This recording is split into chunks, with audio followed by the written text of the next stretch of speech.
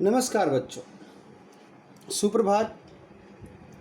मुझे उम्मीद है कि इस लॉकडाउन की दुखद घड़ी में आप सपरिवार स्वस्थ और सुरक्षित होंगे। बच्चों,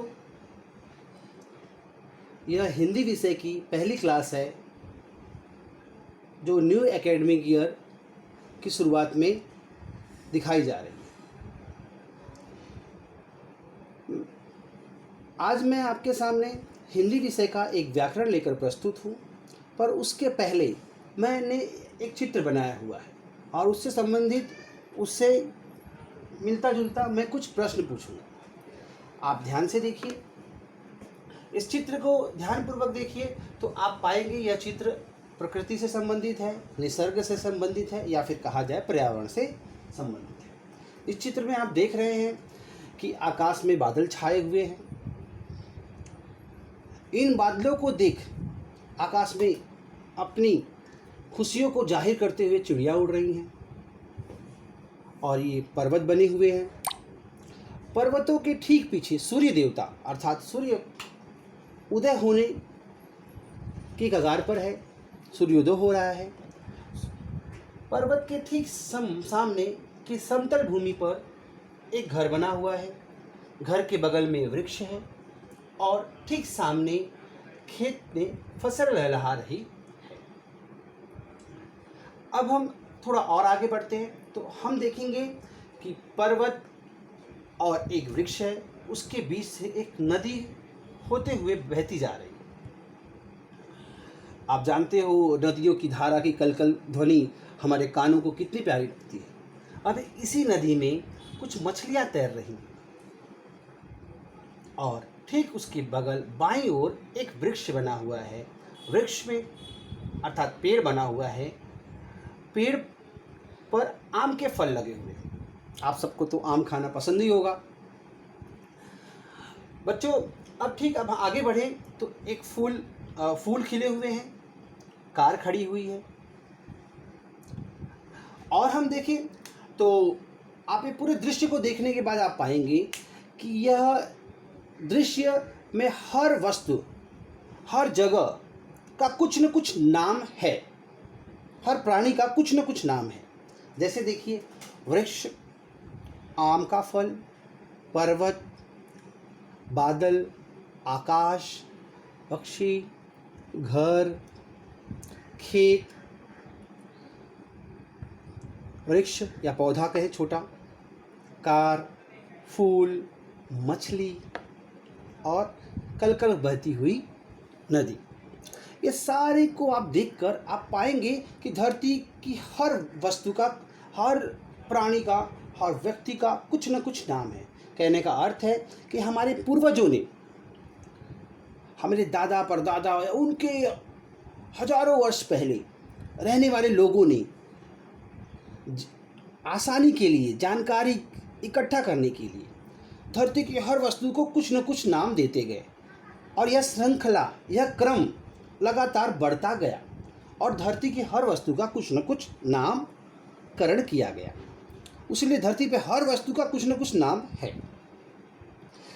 हिंदी के व्याकरण शास्त्रियों ने इसे समझा और हिंदी भाषा में की अशुद्धियों को कम करने के लिए, हिंदी भाषा में पाई जाने वाली गलतियों को कम करने के लिए उन्होंने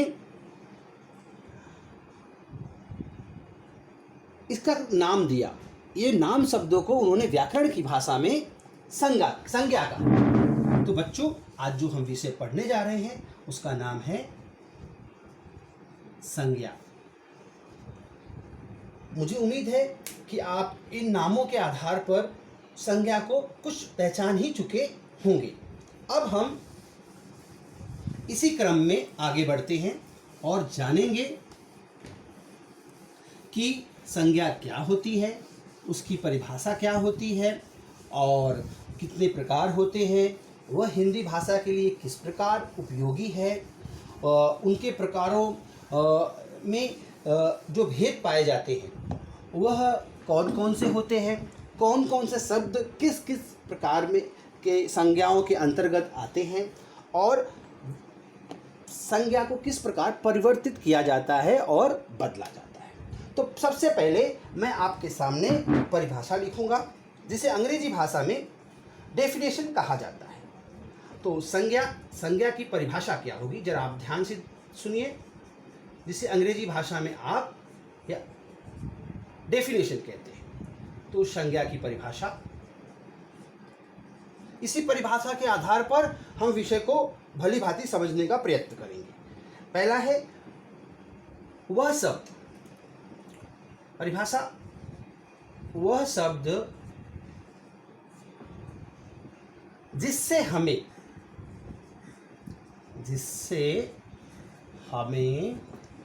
किसी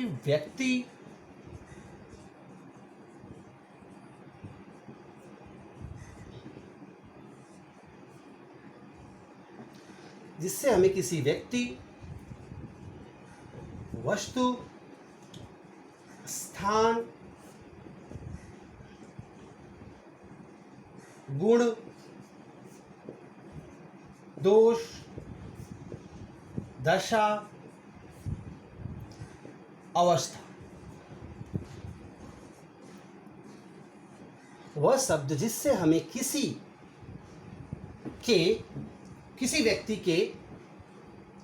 व्यक्ति, वस्तु, स्थान, गुण, दोष, दशा, अवस्था का पता चले, ऐसे शब्द को हम संज्ञा कहते हैं।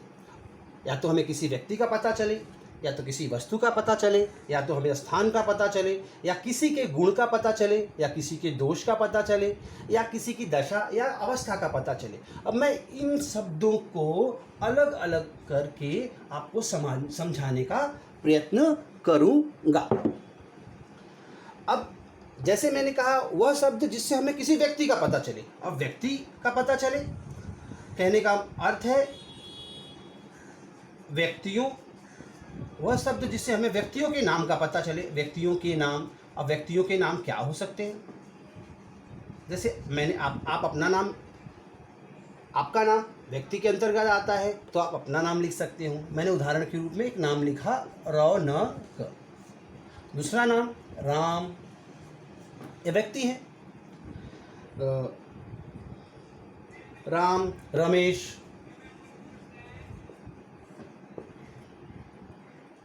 सीता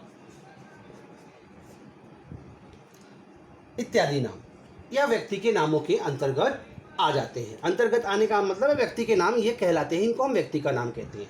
अब मैंने जैसे बताया कि वह नाम शब्द जिससे हमें किसी व्यक्ति का पता चले, तो व्यक्तियों के नाम पता चल गया हमें। अब हमें वस्तुओं का पता चले,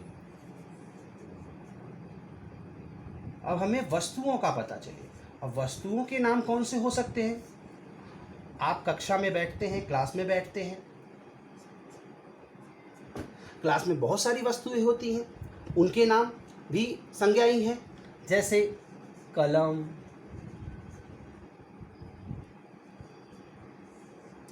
पुस्तक, कुर्सी इत्यादि आदि। ये सारे नाम वस्तुओं के नाम। कहने का अर्थ है ये वस्तुओं के नाम, ये व्यक्तियों के नाम। अब हम स्थानों के नाम पे आएंगे। स्थानों के नाम, आपको तो घूमने का बहुत शौक होगा, अलग अलग स्थानों पर आप गए भी होंगे, तो ये स्थान जो हैं ये संज्ञा के अंतर्गत आते हैं। जैसे हम मुंबई में रहते हैं, मुंबई भी एक जगह है, एक स्थान है, तो मुंबई, दिल्ली, बंगाल,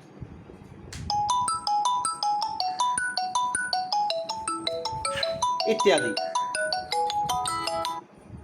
ये नाम